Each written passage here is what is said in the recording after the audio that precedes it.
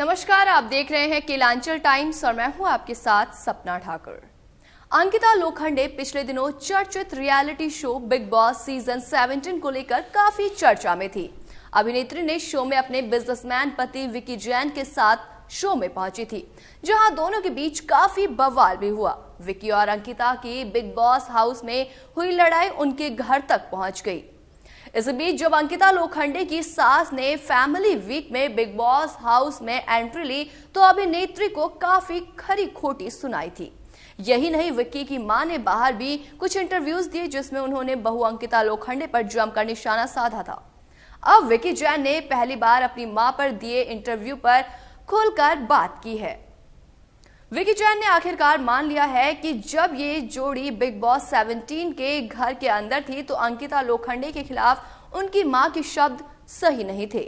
हाल ही में एक इंटरव्यू में विकी ने बताया कि उनकी मां ने जो कहा वो अपने बेटे के प्रति भावनाओं के चलते कहा है। हालांकि विकी ने यह भी माना कि उनकी मां की अंकिता के लिए प्रतिक्रियाएं सही नहीं थी। हालांकि उन्होंने ये भी स्पष्ट किया कि अब जब वो और अंकिता घर वापस आ गए हैं तो मुद्दे सुलझ गए हैं।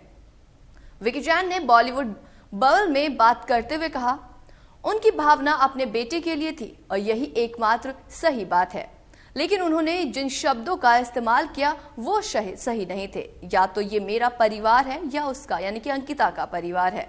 वे और हम दोनों से जुड़े हुए हैं। हम शो के अंदर थे, वे देख सकते थे कि हम कुछ समस्याओं का सामना कर रहे हैं, लेकिन वे हमसे बात नहीं कर सकती थी, ना ही वो इसे समझ सकती थी। उनकी प्रतिक्रियाएं उस तरह से सामने नहीं आनी चाहिए थी जिस तरह से वे सामने आई, लेकिन ऐसा इसलिए हुआ क्योंकि उनके मन में अपने बेटे के लिए वो भावना है। इसलिए दोनों पहलू कहीं ना कहीं सही हैं, लेकिन शब्द बिल्कुल भी सही नहीं थे।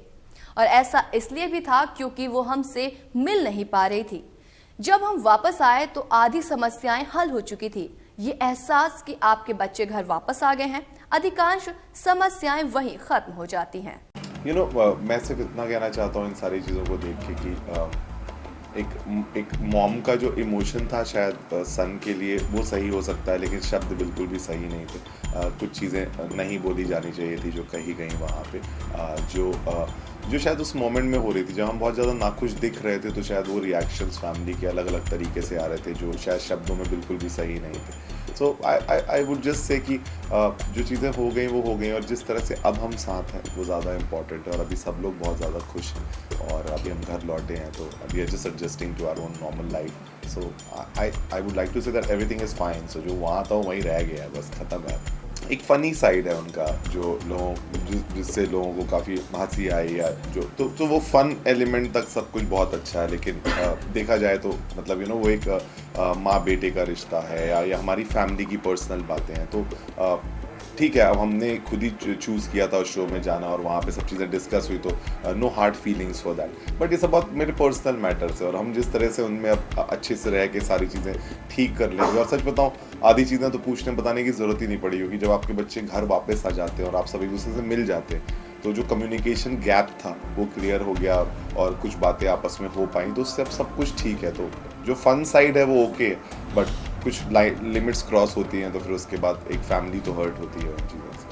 सी मुनव्वर के आर्ट फॉर्म को मैंने हमेशा बहुत पसंद किया। मैंने उसको हमेशा बोला कि तू बहुत अच्छा आर्टिस्ट है, और उसने खुद एक्सेप्ट किया शो के ड्यूरेशन में कि वो एज अ ह्यूमन बीइंग जहाँ जहाँ अपनी लाइफ में गलत रहे हैं उनमें वो सुधार लाना चाहेंगे। तो आई फील बस वो सुधार ला ले, उसका पर्सनल मैटर है। अदरवाइज कोई भी प्रॉब्लम नहीं है। वो घर के अंदर जो भी चीज़ें होती हैं वो जब तक आप उस घर में रहते हो तब तक रहती है, क्योंकि उससे निकलते ही जब आप अपने घर में लौटते हो, अपने घर वालों के साथ मिलते हो और जो लोगों ने आपको प्यार दिया होता है आपकी जर्नी में, आप उसमें इतने ज़्यादा खुश और इतना ज़्यादा ग्रैटिट्यूड फील करते हो कि फिर वो फीलिंग्स, वो प्रॉब्लम शायद उस घर में ही रह जाती हैं और शायद सभी चीज़ें ठीक हो जाती हैं सबके बीच में। मुझे नहीं लगता किसी के दिल में बहुत ज़्यादा कुछ। और हाय विकी, फर्स्टली आपसे ये जानना चाहेंगे कि आपकी जो जर्नी रही है बिग बॉस में वो कैसी थी, क्या शेयर करेंगे? मुझे बहुत बहुत मज़ा आया और मैं डे वन से क्लियर था। मैंने हमेशा ये बोला शो में कि जर्नी बहुत ही एंटरटेनिंग होनी चाहिए। अगर आपको खुद मज़ा नहीं आ रहा है ना उस घर पे, तो किसी को भी आपको देख के मज़ा नहीं आ रहा है, ये पक्की बात है। तो मैं सिर्फ इन्जॉय करने गया था, मैंने बहुत बहुत बहुत इन्जॉय किया। और फिर बाहर आके जो फीडबैक या जो लोगों का लव एंड सपोर्ट मिल रहा है, तो उससे समझ में आता है कि शायद आपने सच में कुछ वहाँ पे किया, कुछ लोग आपसे कनेक्ट हो पाए जिन्होंने आपको समझा और आपको प्यार किया, तो वो फीलिंग बहुत स्पेशल। आपको ऐसा लगा जो आप सोच के गए थे मैं ऐसा परफॉर्म करूंगा, आपने वैसा ही दिया या फिर कुछ अलग हुआ? मैं सच बता रहा हूँ, आप कुछ सोच के नहीं जा सकते वहाँ, आपने सिर्फ शो देखा हुआ होता है और उसको आपको लगता है बस कि हाँ ठीक है, मतलब मैं जा सकता हूँ, क्योंकि आप जो भी चीज़ सोच के जाते हो ना, वो कोई भी चीज़ें वहाँ पे वैसी होती नहीं है, वहाँ की सब सिचुएशन अलग है, वहाँ पे सारी परिस्थितियाँ अलग हैं, तो आप सिर्फ और सिर्फ वहाँ पे एक ही चीज़ का ध्यान रख सकते हो कि आप अपना ध्यान रख सकते हो, और उसी को जो जैसी चीज़ें रोज़ वहाँ होती रहती हैं उनमें आप स्टेप्स लेके बस आगे बढ़ते रहते हो, तो कोई भी प्लान काम नहीं आता, आप जितने स्पॉन्टेनियस हो, जितने रियल हो, वही वहाँ पे वर्क करता है। देखिए आपको ऐसा नहीं लगा कि बिग बॉस में जाने से जो आपका पर्सनल रिलेशन था वो सबसे ज्यादा अफेक्ट हुआ है? मतलब कोई भी चीज़ होती है वो हो जाती है, लेकिन आप उससे क्या सीखे और उनमें क्या सुधार लाना चाहते हैं वो ज़्यादा ज़रूरी होता है। तो अगर आप में वो समझ है तो तभी आप शायद अपने रिश्ते में इन चीज़ों को एक वहाँ पे एक पॉइंट ऑफ व्यू का गेम था, सबको अपने पॉइंट ऑफ व्यूज़ रखने ज़रूरी थे, और जिस तरह की परिस्थितियाँ बिग बॉस के घर में बनती हैं वो कभी कहीं नहीं बनती। आप दोबारा कभी 13 लोग 17 लोग के साथ नहीं रहने वाले, कभी आप इतने डिसिप्लिन्ड वे में या लेस फ्रीडम से नहीं रहने वाले। तो जब वो परिस्थितियाँ चेंज होती है ना, तो शायद दिमाग, शायद सब चीज़ें चेंज हो जाता है। तो वहाँ पे जो चीज़ें हो रही थी वो वहाँ पे ज़्यादा हो रही थी, लेकिन अब जब हम वापस आ गए तो चीज़ें बहुत बहुत कंफर्टेबल है और बहुत अच्छी। जर्नी की बात करें तो विक्की भैया वाला टैग मिला है, देन मास्टरमाइंड का टैग मिला, हाँ। बट चीजें एंड में आते आते बदल गई थी।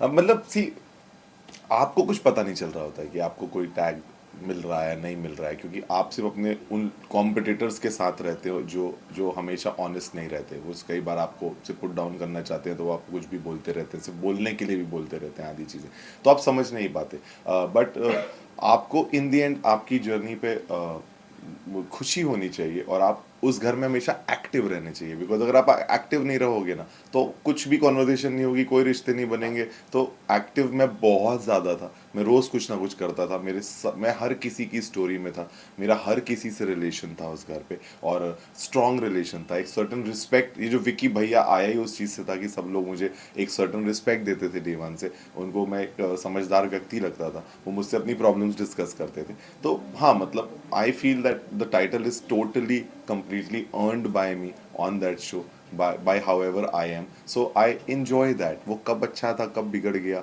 मैंने इतना सोचा नहीं, but people still call me as Vicky Bhaiya and they miss me as Vicky Bhaiya, so I am honored।